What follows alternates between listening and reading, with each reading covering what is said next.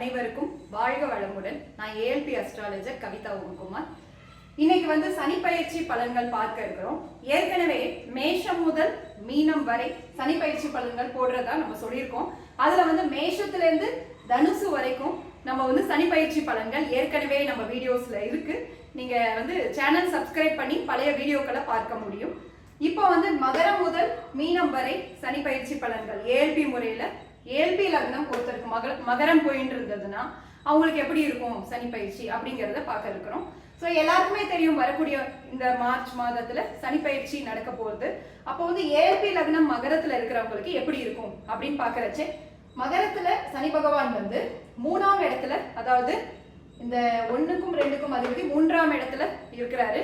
So அப்போ அவங்களுக்கு எப்படி இருக்கும்னா, அவங்களுடைய முயற்சியினால் வெற்றி கிடைக்கும். அவங்களுக்கு அவங்க எதற்காக முயற்சி பண்றாங்கன்னா முயற்சி பண்ணி ஜெயிக்க முடியும் அப்படிங்கிற அமைப்பு இருக்கு. ஓரளவு நல்ல பலன்கள் தரக்கூடிய வகையில மகரத்துல ஏஎல்பி போயிட்டு இருக்கிறவங்களுக்கு நல்ல பலன்கள் கிடைக்கக்கூடிய வாய்ப்பு இருக்கு அப்படிங்கறத தெரிஞ்சுக்கலாம்.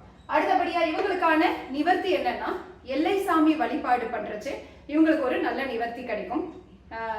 ஸோ எல்லை சாமிகளுக்கு வழிபாடு பண்றது இவங்களுக்கு நல்லது அப்படிங்கிறத தெரிஞ்சுக்கலாம்.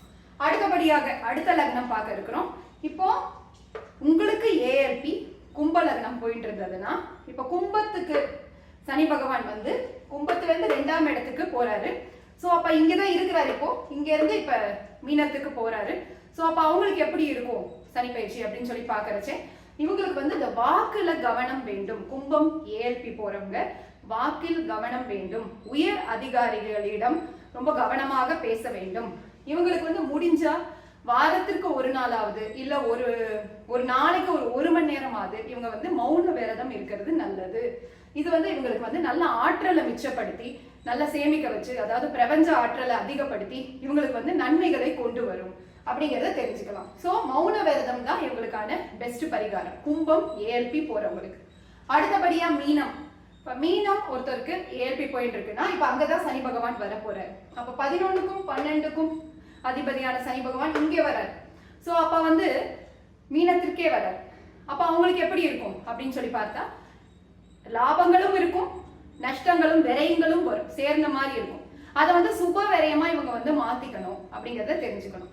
கோவில் காரியங்களுக்கு அந்த தான தர்மங்கள் கொடுக்கறது பண்ணலாம். சுற்றுலாக்களுக்கு குடும்பத்தோட போயிட்டு வரத பண்ணலாம். கொஞ்சம் கவனமாக இருக்க வேண்டிய காலகட்டம். பட் லாபங்களும் வரும். லாபம் வரப்ப அதை சேர்த்து வச்சுக்கணும். ஏதாவது ஃபண்டில் இன்வெஸ்ட் பண்ணிக்கலாம், ஹெல்த் இன்சூரன்ஸ் போட்டு வச்சுக்கலாம். இவங்க இந்த மாதிரி பண்றதெல்லாம் இவங்களுக்கு ஒரு நல்ல நிவர்த்தியா இருக்கும்.